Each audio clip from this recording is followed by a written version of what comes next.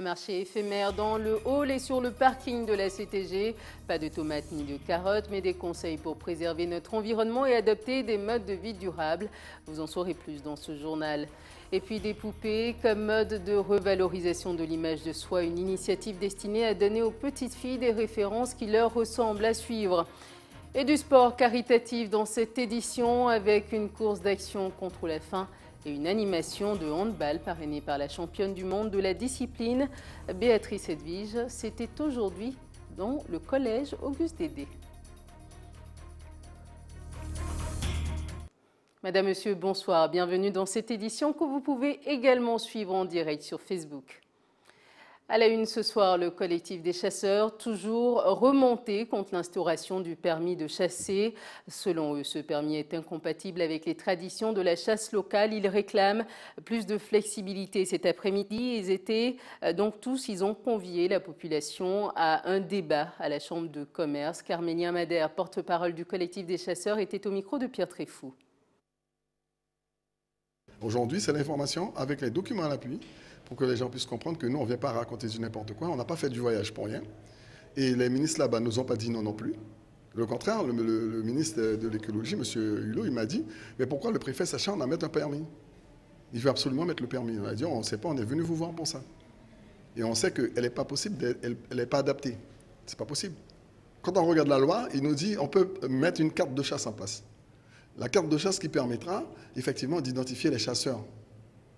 Parce que c'est pour savoir, on fait faire des associations dans toutes les communes, de manière à ce qu'il y a cette carte qui pourra être une carte qui peut passer pour le port d'armes et la détention d'armes. Étant donné que c'est juste pour faire valider l'autorisation que cette personne a bien une arme et c'est bien un chasseur. Mais c'est quelque chose qui doit se passer au niveau local. Voilà, nous on a fait la carte, on a présenté au ministère, avec l'organigramme de fonctionnement et tout. Jusqu'à maintenant, le préfet il ne reçoit pas encore, donc on attend. Promouvoir le développement durable et sensibiliser les Guyanais à ces enjeux, un but que s'est fixé la collectivité territoriale durant cette semaine européenne du développement durable qui se poursuit jusqu'au 5 juin. Ce matin, un marché éphémère a pris place dans l'enceinte de la CTG. Galwassim s'est particulièrement intéressé à un stand où il est question d'apprendre à vivre sans produire le moindre déchet. Reportage. Goût, saveur et bonne humeur, non, vous ne rêvez pas. Vous êtes bien dans les artères de la collectivité territoriale de Guyane et non sur la place du marché central. Dans le cadre de la semaine du développement durable, la CTG a organisé un marché bien qu'éphémère afin de sensibiliser les écoliers et le grand public sur cette thématique. À l'image de Johanna, qui prône la vie en mode zéro déchet. Notre objectif dans l'association Zéro Déchet, c'est de promouvoir le mode de vie zéro déchet. On pense que c'est vraiment intéressant pour les gens en Guyane d'expérimenter des petites astuces zéro déchet parce que ça permet non seulement de réduire le budget des familles, ça améliore la qualité de la santé et en plus ça a des répercussions positives sur l'environnement. Ça fait 2 ans que je vis en mode zéro déchet. Alors avec des fréquences, ça dépend de ma motivation. Des fois je génère plus de déchets qu'à d'autres périodes, mais quand même je vois un changement significatif dans ma vie et j'en ressens vraiment les bienfaits et ça donne envie de partager. Ça donne envie de partager ce genre d'astuces. Donc nous, c'est notre vocation, c'est une association bénévole et on a envie de partager toutes ces astuces parce qu'elles sont vraiment positives pour nous. Associant les objets du quotidien et l'aspect pratique, c'est avec simplicité que cette association a attiré les regards de nos écoliers. On a vraiment vocation à former ces acteurs du changement, ces citoyens du futur, c'est eux qui ont tout entre leurs mains. Et vraiment, cette action, elle a vraiment beaucoup de sens en Guyane. Ça fait pas longtemps qu'on est créé, on est en train d'avoir du rayonnement et on voit que les gens sont très réceptifs, donc ça nous encourage beaucoup pour la suite. J'aimerais dire une chose aux gens qui ont envie d'expérimenter en fait, des activités zéro déchet comme la lessive qui coûte 80 centimes le litre, c'est qu'ils ne sont pas obligés d'aller jusqu'au bout du zéro déchet, ils peuvent faire une action et c'est une action dont ils vont avoir les répercussions positif sur leur vie et ce sera déjà beaucoup, ce sera déjà une grande action. En parcourant les allées, on y découvre Fabrice et son jeu de loi pédagogique nommé Les Aventures de Sharky qui vise à sensibiliser tout en s'amusant. Alors ce jeu s'adresse en fait des plus jeunes aux plus âgés. En fait c'est un jeu qui permet en fait de façon ludique d'apprendre comment respecter l'environnement, la faune et la flore. Je pense qu'il y a peut-être déjà des gens qui ont déjà créé des jeux de société mais qui ne sont pas axés sur des axes de sensibilisation. Je pense que dans ce qu'on a fait, on est peut-être les premiers, peut-être, je ne sais pas. En termes de précurseurs, la CTG se veut être un acteur majeur dans la sensibilisation du grand public sur le thème du développement durable. Le but, c'était vraiment de leur expliquer c'est quoi le développement durable, pourquoi c'est important en fait de rentrer dans cette démarche et puis de pouvoir avoir un lieu d'échange en fait avec les différents professionnels. Pourquoi un marché? Simplement parce que la promotion des produits locaux fait partie en fait de la démarche de développement durable. Donc c'était très important de montrer tout ce que nous pouvons faire en local. Et du coup, pour pouvoir en fait, ça permet de sensibiliser et ça montre qu'on n'a pas besoin d'aller à plusieurs kilomètres pour trouver certains produits. Cette manifestation qui a réuni une foule nombreuse s'est terminée en fin de matinée. La CTG, organisatrice de ce salon, entend continuer cette promotion sur le thème du développement durable. Toujours dans le cadre du développement durable, une borne de recharge de voitures électriques a été présentée ce matin sur le parking de l'hôtel territorial. Dans un premier temps, elle sera dédiée à l'usage des agents qui seront équipés de véhicules de service électrique. Les explications au micro de Galouassim. Le parc naturel régional à l'initiative d'un programme national que l'on nomme TEPCV, Territoire à énergie positive, a été retenu pour ce label. Ça signifie qu'en gros, on cherche à avoir une production supérieure énergétique sur le territoire, supérieure à la consommation. Il y a 8 actions dans ce programme et effectivement, la première action, l'action phare du programme TEPCV du parc naturel régional, c'est de pouvoir faire l'acquisition, d'avoir fait l'acquisition d'un véhicule électrique. Et pour pouvoir fonctionner de façon optimale, il faut un réseau de bornes. Donc la CTG a répondu très rapidement à l'installation de cette borne. La deuxième borne sera installée au parc naturel régional au siège à Cayenne. Et puis nous allons aller jusqu'à 5 bornes dans le cadre de ce programme pour pouvoir mailler le territoire du parc naturel régional. Donc ce sont des véhicules qui sont vertueux au niveau consommation et qui n'émettent pas de gaz à effet de serre. Donc ça, c'est vraiment une thématique très importante. Donc on contribue d'une certaine manière au développement durable. Et donc on est aussi vertueux, on est aussi exemplaire. Il s'agit de montrer l'exemple et de permettre d'autres collectivités, d'autres partenaires de s'engager dans cette direction qui est vraiment très importante pour la Guyane. La CTG qui porte une politique en matière de développement durable, qui souhaite soutenir justement les initiatives pertinentes, intelligentes pour économiser l'énergie. On le sait très bien, on souffre y compris tous concrètement par exemple des coupures EDF, on connaît notre démographie, on connaît nos enjeux. Donc on porte une politique qui nous permet en fait de pouvoir circuler, de pouvoir fonctionner, de pouvoir travailler de manière plus économe, plus intelligente. Et on est très content de s'être associé avec le PNRG pour de manière exemplaire montrer que en fait, les pouvoirs publics, donc la collectivité, permet à ses collaborateurs d'utiliser des véhicules de service qui fonctionneront donc à l'énergie électrique. Et le chiffre du jour est 4,1%. C'est la progression connue dans le secteur de la vente d'automobiles en 2017. Les importations de produits manufacturés, eux, ont augmenté de 14,3%. Malgré les 2 mois de blocage, l'année dernière, l'économie guyanaise a néanmoins fait preuve de vigueur, selon les derniers chiffres de l'INSEE, qui seront largement commentés la semaine prochaine. Un tour chez nos voisins guadeloupéens. La ville de Petit-Bourg est touchée de plein fouet par les sargasses. L'Agence régionale de santé constate un taux important d'émanation dû à la dégradation des algues brunes. Par mesure préventive, le maire a fermé la majorité des établissements scolaires. À moins de quelques jours des premières épreuves du bac, une alternative sera mise en place au bénéfice des lycéens. Reportage de nos confrères d'ATV Guadeloupe. Agacé, exaspéré et déterminé, c'est avec cet état d'esprit que le collectif anti-sargasse s'est mobilisé ce matin devant la mairie de Petit-Bourg. Comme problème là, 3 fois bail, nous mettons nous en la mairie là, pour ça obliger l'État à prendre responsabilité. Et nous avons bien dit aujourd'hui là, c'est un avertissement tout seul. Nous ne pouvons pas accepter budget à la commune qu'a payé nettoyage à littoral là. Budget la commune fait pour aider la population là. Guilos Baouja prend 150 000 € sans demander nous, puis nettoyer. Nous avons dit ni assez, nous pas bailler encore. Nous malades, nous avons fait crise d'asthme, tout le monde ni mal tête, tout le monde ni problème asier. Nous dit tout bité. Les scientifiques ont dit, que ça agit sur le système nerveux central. Et effectivement, la situation est vraiment tragique sur la commune. Et personnellement, j'ai été impacté au niveau de mes yeux. J'ai déjà consulté l'ophtalmo et j'ai un contrôle dans une semaine.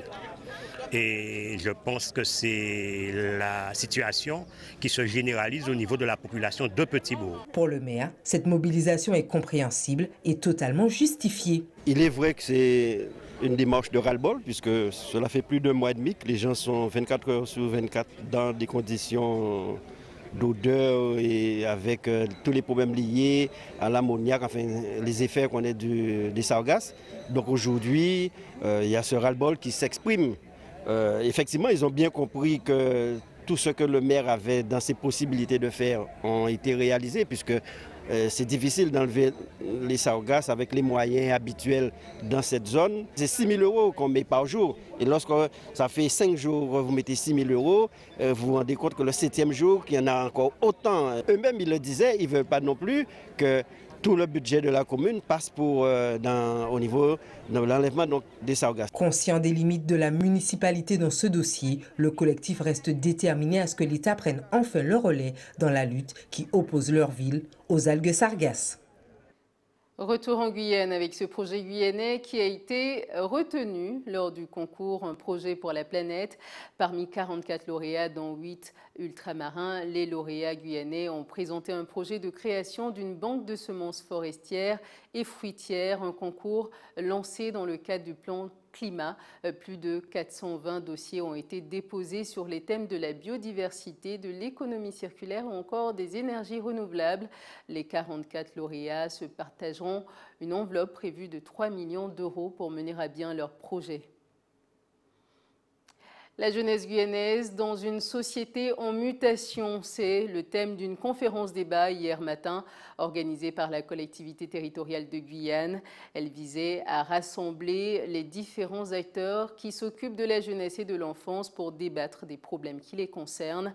Audrey Marie, 7e vice-présidente de la CTG, déléguée à la petite enfance, nous explique le nouveau service. Nous présente ce service destiné à l'enfance créé à la CTG. Écoutons-la. Il y avait déjà un comité de pilotage qui rassemblait donc l'ensemble des institutions. Les collectivités, fort heureusement, se sont saisies de cette étude qui a servi notamment pour l'élaboration d'un certain nombre de schémas au niveau des municipalités et au niveau également des EPCI. Et naturellement, cela continue parce que les quartiers prioritaires de la ville, par exemple, qui concentrent 60% des jeunes dont on sait qu'ils ont les plus de difficultés, eh bien, c'est bien avec les municipalités que la CTG doit agir de façon à ce que ces jeunes aient des perspectives d'avenir et donc grandissent et fassent fructifier ce territoire. Nous avons créé une direction jeunesse et vie associative qui s'attarde à un certain nombre de compétences avec les communes notamment. Et puis parallèlement à ça, il y a également une direction de l'enfance et de la famille avec une réforme de la protection de l'enfance qui s'adresse aux jeunes les plus vulnérables et dont on tente de faire en sorte qu'ils se réinsèrent et qu'ils puissent donc s'épanouir et grandir au sein de cette société. Toujours dans le volet éducation, des poupées à la peau brillante comme l'ébène et aux cheveux doux comme de la laine. C'est l'idée d'une créatrice guyanaise pour permettre aux petites filles noires de jouer avec des poupées qui leur ressemblent davantage. Reportage de Christophe Phillips. Yanadol, un nom qui semble un peu girly mais dont l'objet a une portée significative majeure pour les Noirs qui en ce mois de commémoration cherchent plus que jamais à connaître et reconnaître leur histoire, notamment à travers les destins héroïques de certaines reines d'Afrique. En fait, il y a eu tout un travail d'acculturation assez volontaire. C'était pour éviter à l'époque de la colonisation de l'esclavage qu'il y ait des révoltes. Donc il y a eu un travail de dévalorisation absolument terrible et qui fait des dégâts. Et qui a fait des dégâts, et en Afrique ça continue à faire des dégâts énormes, puisqu'on en arrive à la dévalorisation, un manque d'estime de soi. C'est pour ça que notre association a lancé des poupées, qui a un petit mouvement de poupées noires qu'il y a dans le monde. Et l'estime de soi, c'est quelque chose de fondamental, c'est un trésor pour se construire, c'est un trésor pour construire son pays. Et c'est mettre aussi l'accent sur des personnages illustres, comme par exemple la reine Amani Shaketo, qui était une reine nubienne, qui a réussi à résister aux Romains. Donc à l'époque, il fallait vraiment le faire parce que les Romains faisaient des ravages partout. et envahissait tous les pays. Et il faut savoir que la Nubie avait énormément d'or. Comment une simple poupée, née de l'imagination d'une jeune Guyanaise, peut aider les nouvelles générations à avancer plus sûrement vers le futur, tout simplement en leur permettant de se rêver plus grandes, plus fortes. Alors le rôle profond des poupées, c'est l'estime de soi. C'est qu'on puisse trouver, parce que quand vous faites le tour des magasins, on ne trouve pas beaucoup de poupées qui nous ressemblent.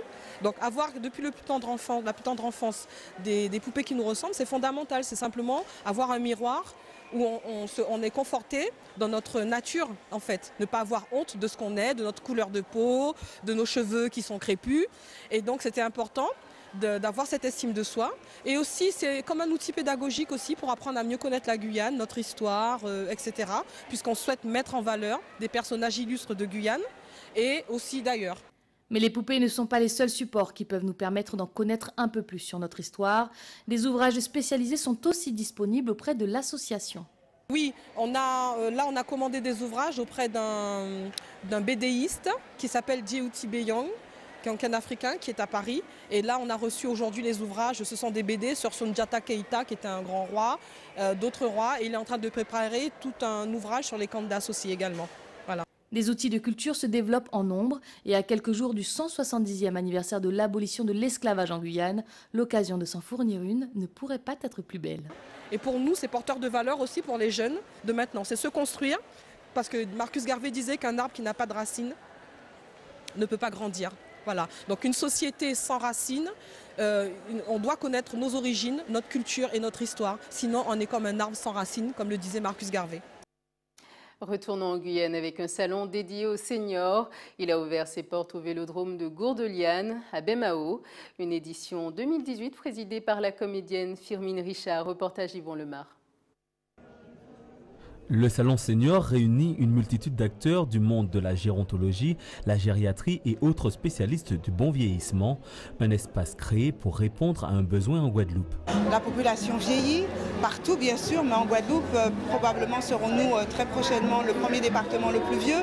Donc ça répond à un réel besoin qui est celui de l'accompagnement, qui est celui de la prévention, qui est celui des aidants, de la prévention des maladies, des suivis et puis surtout de l'autonomie de nos personnes âgées.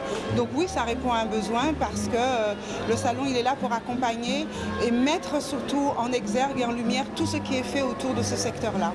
Hormis les nombreux stands de conseils, des ateliers et des conférences sont aussi proposés autour du thème bien-être et santé. Beaucoup d'activités vont être autour de ce thème. Activités sportives, animation de danse.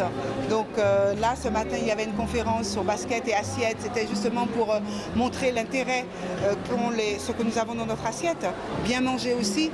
Alors, il ne faut pas attendre 70 ans pour bien manger. C'est quelque chose qu'on fait depuis très tôt. Mais si on est attentif à ça, c'est vrai que le vieillissement se passe mieux. On prévient certaines maladies. Donc voilà, on parle de tout cela sur le salon. Et bien sûr, c'est un salon convivial où on s'amuse, il y a du ludique également. Cette année, l'actrice et comédienne Firmin Richard a été choisie comme marraine. Pour elle, ce salon est l'occasion de valoriser et transmettre nos valeurs et notre culture. Nous avons une qualité de vie qui est très différente de ce qui se passe en France. Nous avons dans notre culture aussi une manière de faire qui est très différente de ce qui se passe en France. Donc, ces femmes, elles sont cette génération qui justement a bien mangé, comme disait l'intervenante tout à l'heure. Donc, elles se sont bien nourries, elles sont moins malades que nous jeunes. Nous avons beaucoup de centenaires, comme disait l'intervenante, et j'en suis moins étonnée. Avec ce salon, une application mobile, Senior 971, a été lancée. Elle permettra au public d'accéder à l'ensemble des acteurs et services proposés sur le salon. Avez-vous dit week-end? Pourquoi ne pas partir en balade en forêt avec la famille, les amis? Justement, demain, la réserve naturelle Mont-Grand-Matoury organise une randonnée pour découvrir l'Amazonie dans la ville. Les détails avec Thibaut Foch, animateur, au micro de Chris-Laure Phillips. Demain, on fait un événement d'animation sur les sentiers de la Mirande. Ça s'appelle l'Amazonie dans la ville. L'intérêt, en fait, c'est d'amener les gens à découvrir ou redécouvrir les sentiers de la Mirande. Donc on aura des stands d'animation sur les thématiques de biodiversité, eau et déchets. On va avoir des visites guidées toutes les heures par les agents de la réserve et les animateurs de la Sepangui. Et puis on aura aussi un jeu de piste organisé sur tous les sentiers. Comme ça, tout le monde pourra venir aussi en autonomie découvrir le sentier autrement. Tout est gratuit, c'est ouvert au grand public, familial, tout le monde peut venir. À partir de 9h jusqu'à 16h. Refermons ce journal avec un mot de sport solidaire. Une course d'action contre la faim a été organisée cet après-midi et également avec une animation de handball au collège Auguste Dédé, un événement parrainé par la championne du monde et vice-championne olympique de handball, Béatrice Edwige. Elle était au micro de Pierre Tréfou. Je suis guyanaise et je trouve ça bien de le rendre à mon pays et de venir faire... pas la promotion du handball, mais venir voir plein de jeunes qui ont plein d'enthousiasme et leur rendre. Et puis c'est important, les jeunes c'est l'avenir d'un pays et je suis contente d'être là cet après-midi. On essaye de leur transmettre toutes les valeurs du sport que moi j'ai connues, donc c'est l'humilité, la solidarité, le vivre ensemble et j'espère faire ça aujourd'hui en tout cas. Prendre du plaisir et ça peut contribuer à l'aide d'autres personnes, d'autres enfants. Donc ça compense, c'est bien pour nous et pour eux aussi. Ça fait du bien aussi de voir des grandes personnalités comme elles qui sont connues pratiquement partout dans le monde. Et aussi, voilà, ça nous fait plaisir. C'est la fin de cette édition. Voici le rappel des titres. Un marché éphémère dans le hall et sur le parking de la CTG. Pas de tomates ni de carottes, mais des conseils pour préserver notre environnement et adopter des modes de vie durables, nous en parlions. Et puis, des poupées comme mode de revalorisation de l'image de soi. Une initiative destinée à donner aux petites filles des références solides qui leur ressemblent. Et du sport caritatif dans cette édition avec une course d'action contre la faim et une animation de handball parrainée par la championne du monde de la discipline, Béatrice Edwige. C'était aujourd'hui au collège Auguste Dédé. C'est le week-end. Merci de nous avoir suivis. Prochain point de l'actualité dans quelques instants avec nos confrères de BFM TV. Je vous retrouve lundi. Très bonne soirée à vous, très bon week-end à vous sur ATV Guyane.